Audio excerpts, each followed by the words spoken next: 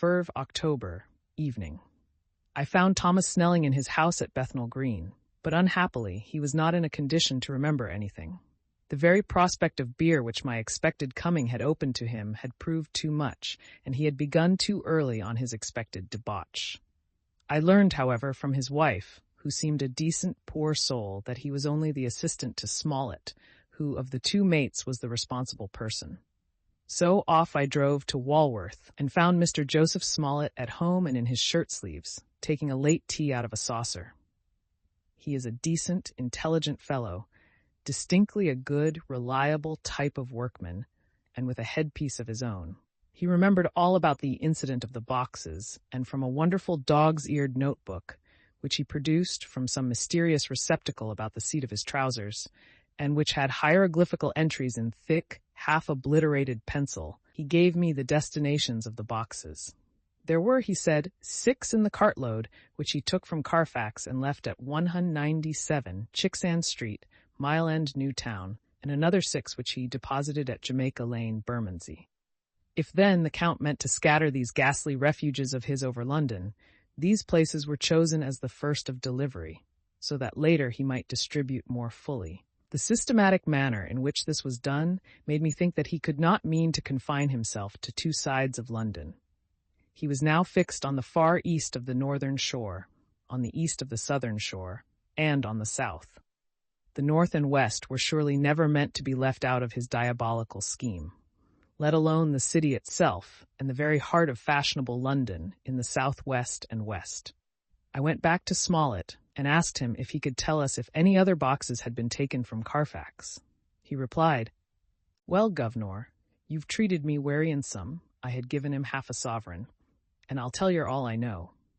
I heard a man by the name of Bloxham say 4 nights ago in the R and Ounds in Pincher's Alley, as 'ow he and his mate 'ad at a rare dusty job in a old 'ouse at Perfect. There ain't a many such jobs as this 'ere, and I'm thinking that maybe Sam Bloxham could tell ye summat.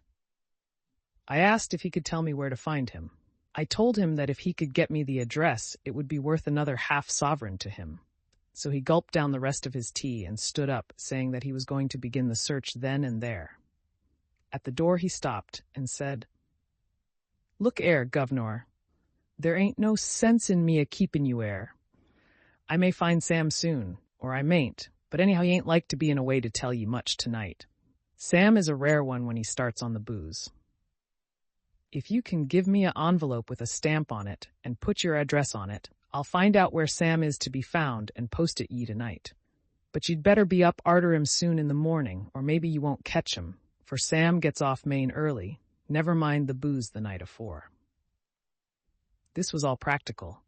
So one of the children went off with a penny to buy an envelope and a sheet of paper, and to keep the change. When she came back, I addressed the envelope and stamped it, and when Smollett had again faithfully promised to post the address when found, I took my way to home.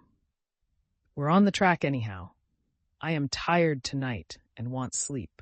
Mina is fast asleep and looks a little too pale. Her eyes look as though she had been crying.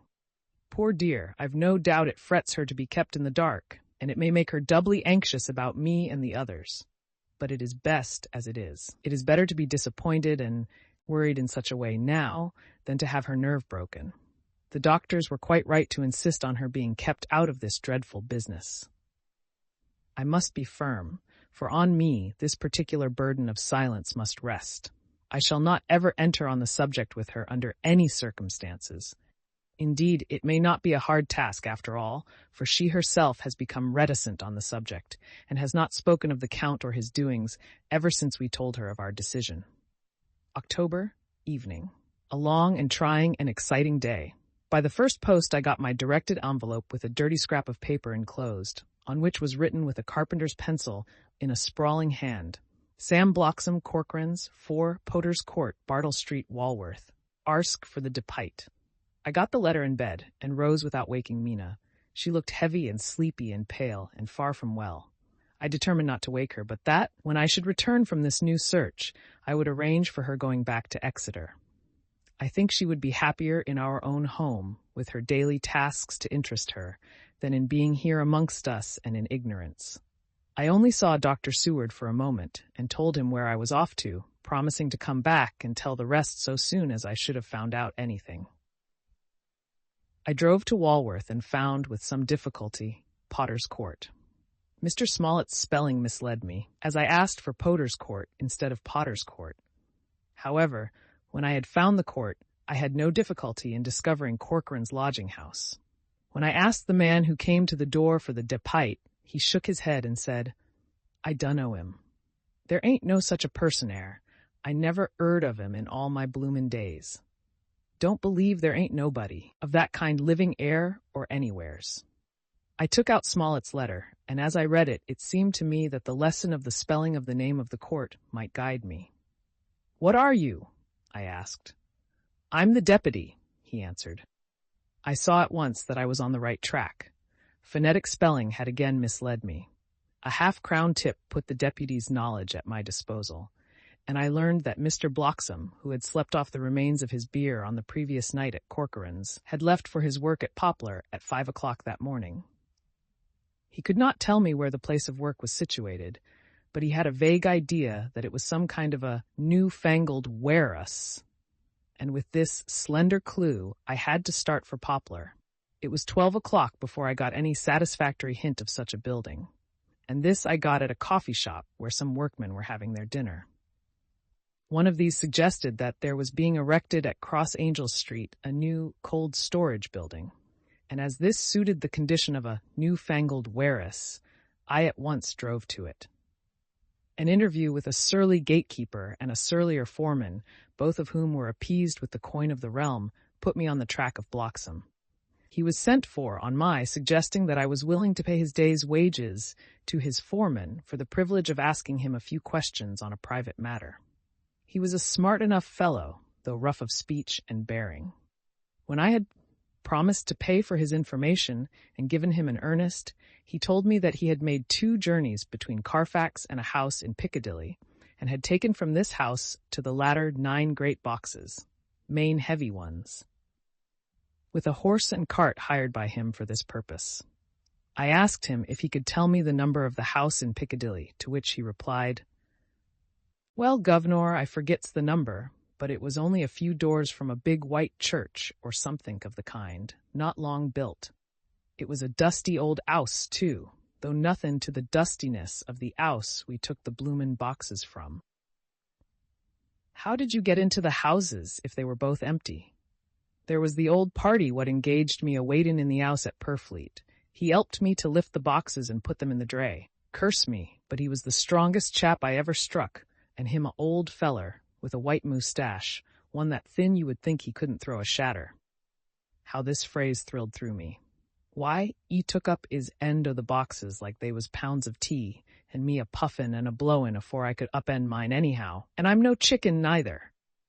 "How did you get into the house in Piccadilly?" I asked. "He was there too. He must ha' started off, and got there afore me, for when I rung of the bell, he kem and opened the door hisself, and helped me to carry the boxes into the 'all." "The whole 9? I asked. "Use, there was 5 in the first load and 4 in the second. It was main dry work, and I don't so well remember how I got home." I interrupted him. "Were the boxes left in the hall?" "Use, it was a big 'all, and there was nothin' else in it." I made one more attempt to further matters. "You didn't have any key?" "Never used no key nor nothink. The old gent, he opened the door hisself and shut it again when I druv off. I don't remember the last time, but that was the beer." "And you can't remember the number of the house?" "No, sir. But ye needn't have no difficulty about that. It's a 'I-un with a stone front with a bow on it, and I steps up to the door. I know them steps, 'aven't 'ad to carry the boxes up with 3 loafers, what come round to earn a copper. The old gent give them shillin's, and they seen they got so much, they wanted more. But he took one of them by the shoulder and was like to throw him down the steps till the lot of them went away cussin'. I thought that with this description I could find the house. So, having paid my friend for his information, I started off for Piccadilly. I had gained a new painful experience. The Count could, it was evident, handle the earth boxes himself. If so, time was precious, for now that he had achieved a certain amount of distribution, he could, by choosing his own time, complete the task unobserved. At Piccadilly Circus, I discharged my cab and walked westward. Beyond the Junior Constitutional, I came across the house described, and was satisfied that this was the next of the lairs arranged by Dracula. The house looked as though it had been long untenanted. The windows were encrusted with dust, and the shutters were up. All the framework was black with time, and from the iron, the paint had mostly scaled away. It was evident that up to lately there had been a large notice board in front of the balcony. It had, however, been roughly torn away, the uprights which had supported it still remaining. Behind the rails of the balcony I saw there were some loose boards, whose raw edges looked white. I would have given a good deal to have been able to see the notice board intact, as it would, perhaps, have given some clue to the ownership of the house. I remembered my experience of the investigation and purchase of Carfax, and I could not but feel that if I could find the former owner, there might be some means discovered of gaining access to the house. There was at present nothing to be learned from the Piccadilly side, and nothing could be done. So I went round to the back to see if anything could be gathered from this quarter. The mews were active, the Piccadilly houses being mostly in occupation. I asked one or two of the grooms and helpers whom I saw around if they could tell me anything about the empty house. One of them said that he heard it had lately been taken, but he couldn't say from whom. He told me, however, that up to very lately there had been a notice board of "For Sale" up, and that perhaps Mitchell, Sons, and Candy, the house agents, could tell me something, as he thought he remembered seeing the name of that firm on the board. I did not wish to seem too eager or to let my informant know or guess too much, so, thanking him in the usual manner, I strolled away. It was now growing dusk, and the autumn night was closing in, so I did not lose any time. Having learned the address of Mitchell, Sons, and Candy from a directory at the Berkeley, I was soon at their office in Sackville Street. The gentleman who saw me was particularly suave in manner, but uncommunicative in equal proportion. Having once told me that the Piccadilly house, which throughout our interview he called a mansion, was sold, he considered my business as concluded. When I asked who had purchased it, he opened his eyes a thought wider, and paused a few seconds before replying, "It is sold, sir." "Pardon me," I said with equal politeness, "but I have a special reason for wishing to know who purchased it." Again he paused longer, and raised his eyebrows still more. "It is sold, sir," was again his laconic reply. "Surely," I said, "you do not mind letting me know so much." "But I do mind," he answered. "The affairs of their clients are absolutely safe in the hands of Mitchell, Sons, and Candy." This was manifestly a prig of the first water, and there was no use arguing with him. I thought I had best meet him on his own ground, so I said, "Your clients, sir, are happy in having so resolute a guardian of their confidence. I am myself a professional man." Here I handed him my card. In this instance, I am not prompted by curiosity. I act on the part of Lord Godalming, who wishes to know something of the property which was, he understood, lately for sale. These words put a different complexion on affairs. He said, "I would like to oblige you if I could, Mr. Harker, and especially would I like to oblige his lordship. We once carried out a small matter of renting some chambers for him when he was the Honourable Arthur Holmwood. If you will let me have his lordship's address, I will consult the house on the subject, and will, in any case, communicate with his lordship by tonight's post. It will be a pleasure if we can so far deviate from our rules as to give the required information to his lordship." I wanted to secure a friend and not to make an enemy, so I thanked him, gave the address at Dr. Seward's, and came away. It was now dark, and I was tired and hungry. I got a cup of tea at the Aerated Bread Company and came down to Purfleet by the next train. I found all the others at home. Mina was looking tired and pale, but she made a gallant effort to be bright and cheerful. It wrung my heart to think that I had had to keep anything from her, and so caused her inquietude. Thank God, this will be the last night of her looking on at our conferences, and feeling the sting of our not showing our confidence. It took all my courage to hold to the wise resolution of keeping her out of our grim task. She seems somehow more reconciled, or else the very subject seems to have become repugnant to her, for when any accidental allusion is made, she actually shudders. I am glad we made our resolution in time, as with such a feeling as this, Our growing knowledge would be torture to her. I could not tell the others of the day's discovery till we were alone. So after dinner, followed by a little music to save appearances even amongst ourselves, I took Mina to her room and left her to go to bed. The dear girl was more affectionate with me than ever and clung to me as though she would detain me, but there was much to be talked of, and I came away. Thank God, the ceasing of telling things has made no difference between us.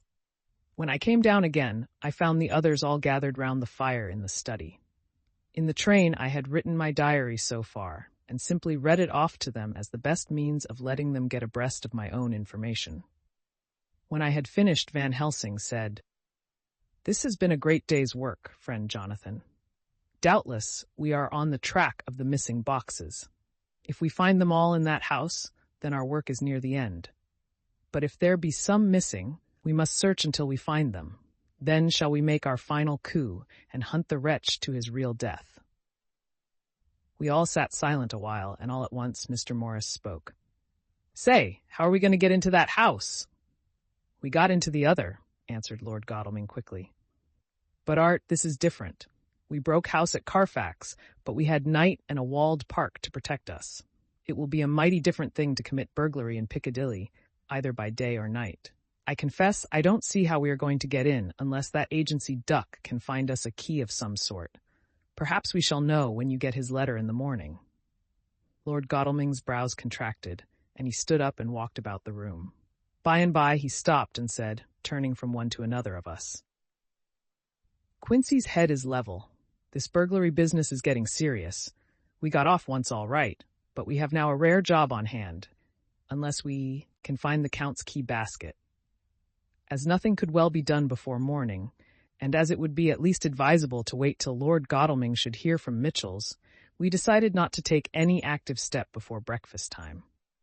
For a good while we sat and smoked, discussing the matter in its various lights and bearings. I took the opportunity of bringing this diary right up to the moment. I am very sleepy and shall go to bed. Just a line. Mina sleeps soundly, and her breathing is regular.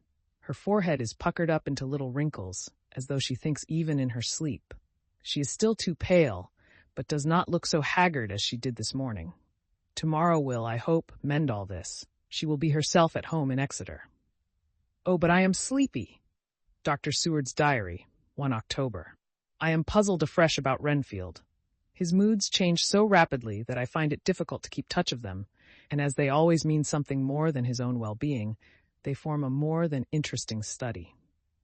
This morning, when I went to see him after his repulse of Van Helsing, his manner was that of a man commanding destiny.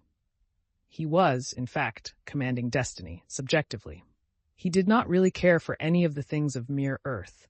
He was in the clouds and looked down on all the weaknesses and wants of us poor mortals. I thought I would improve the occasion and learn something, so I asked him, "What about the flies these times?" He smiled on me in quite a superior sort of way, such a smile as would have become the face of Malvolio, as he answered me, "The fly, my dear sir, has one striking feature. Its wings are typical of the aerial powers of the psychic faculties. The ancients did well when they typified the soul as a butterfly."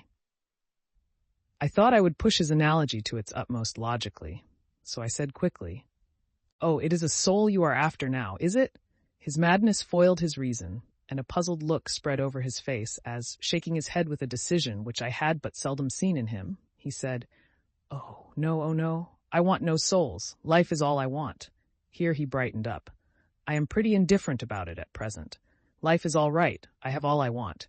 You must get a new patient, doctor, if you wish to study zoophagy." This puzzled me a little, so I drew him on.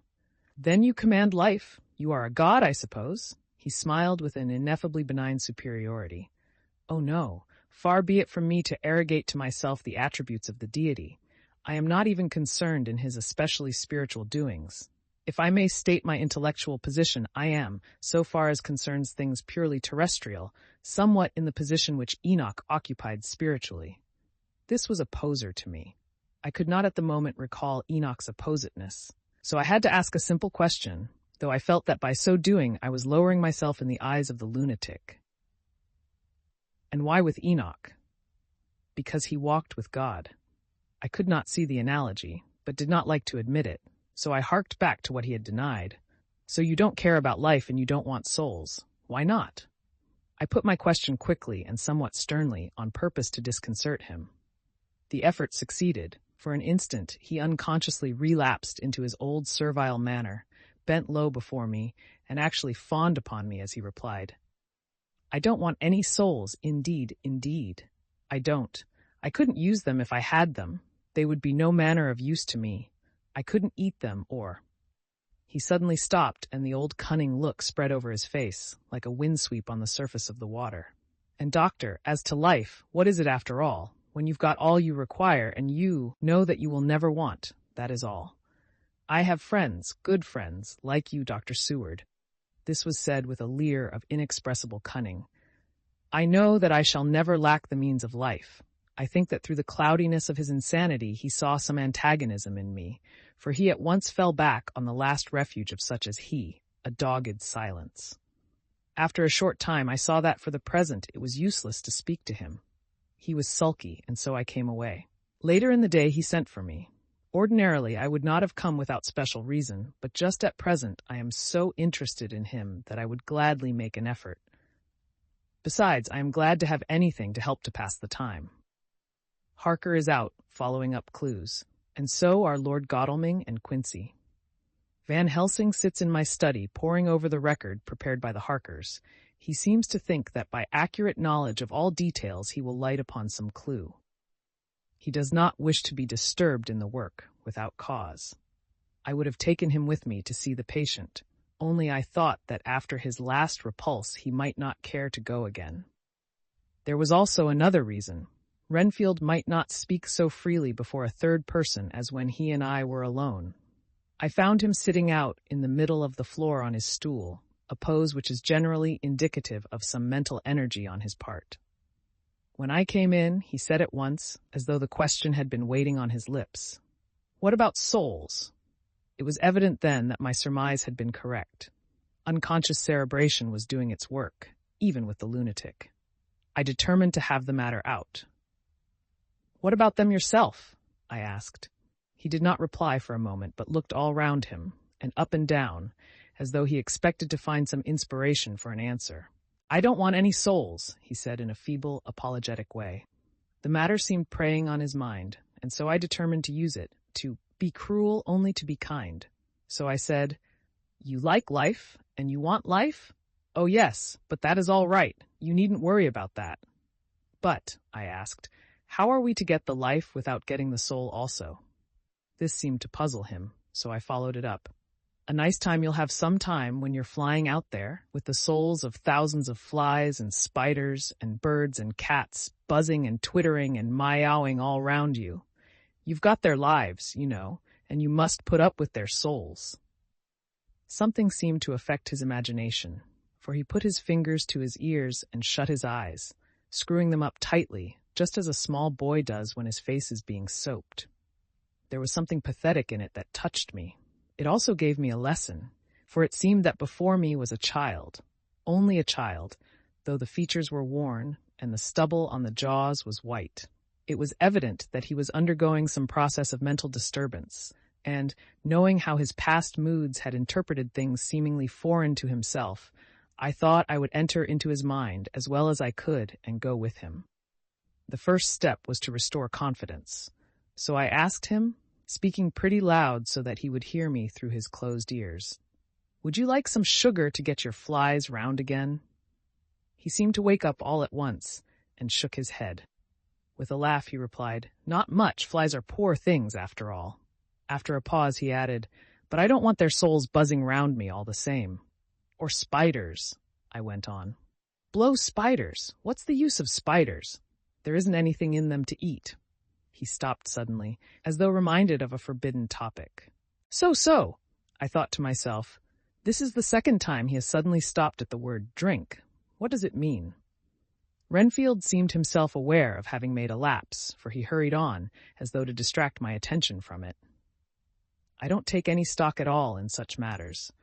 Rats and mice and such small deer, as Shakespeare has it, chicken feed of the larder, they might be called. I'm past all that sort of nonsense. You might as well ask a man to eat molecules with a pair of chopsticks as to try to interest me about the lesser carnivora when I know of what is before me. I see, I said. You want big things that you can make your teeth meet in? How would you like to breakfast on elephant? What ridiculous nonsense you are talking. He was getting too wide awake, so I thought I would press him hard. I wonder, I said reflectively, what an elephant's soul is like. The effect I desired was obtained, for he at once fell from his high horse and became a child again. I don't want an elephant's soul, or any soul at all, he said. For a few moments he sat despondently. Suddenly he jumped to his feet, with his eyes blazing and all the signs of intense cerebral excitement.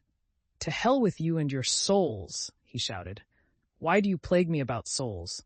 Haven't I got enough to worry and pain and distract me already without thinking of souls?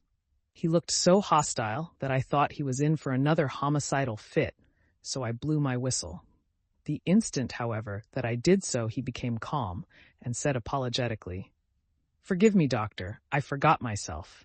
You do not need any help. I am so worried in my mind that I am apt to be irritable. If you only knew the problem I have to face and that I am working out, you would pity and tolerate and pardon me. Pray do not put me in a strait waistcoat. Want to think, and I cannot think freely when my body is confined. I am sure you will understand.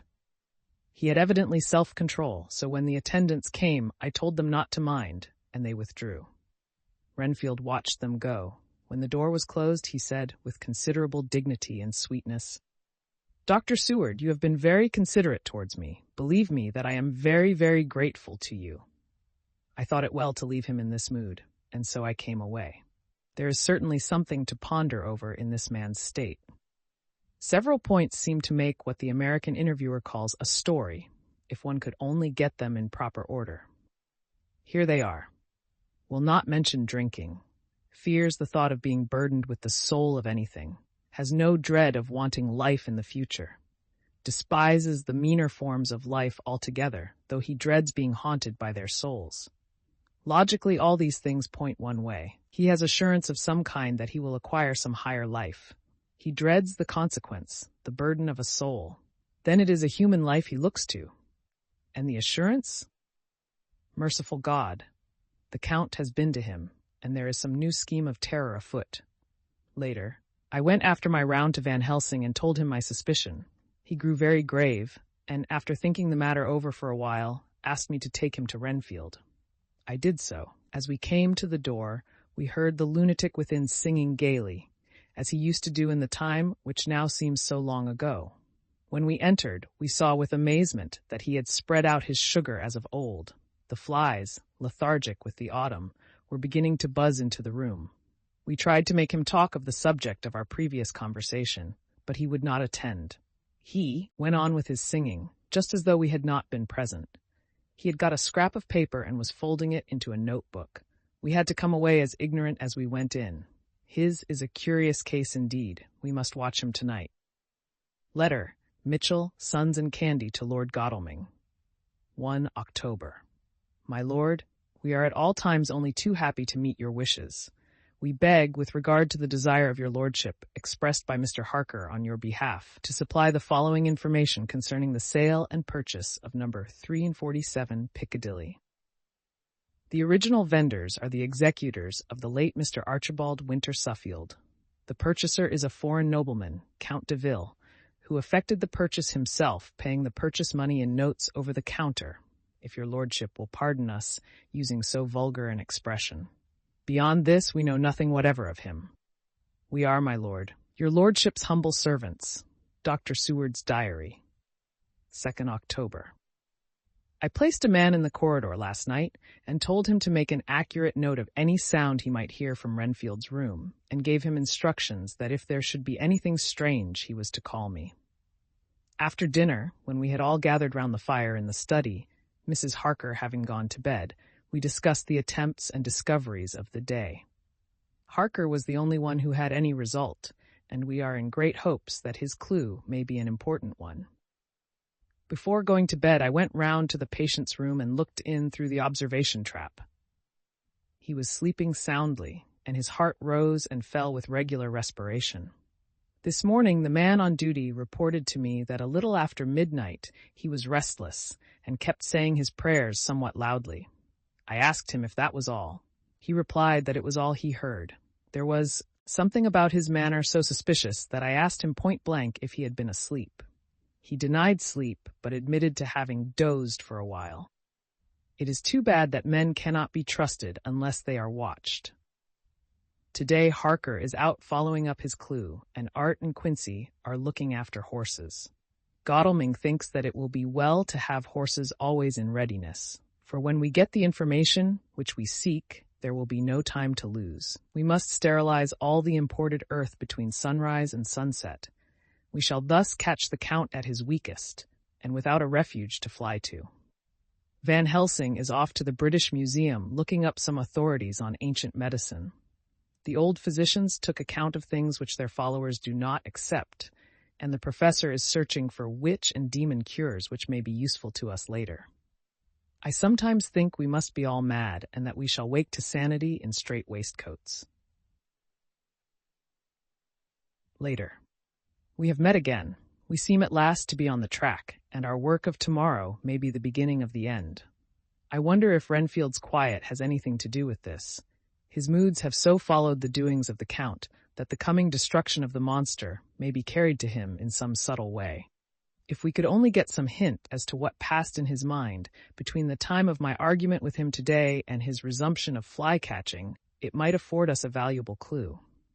He is now seemingly quiet for a spell. Is he? That wild yell seemed to come from his room.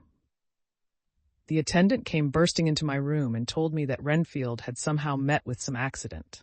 He had heard him yell, and when he went to him, found him lying on his face on the floor, all covered with blood. I must go at once,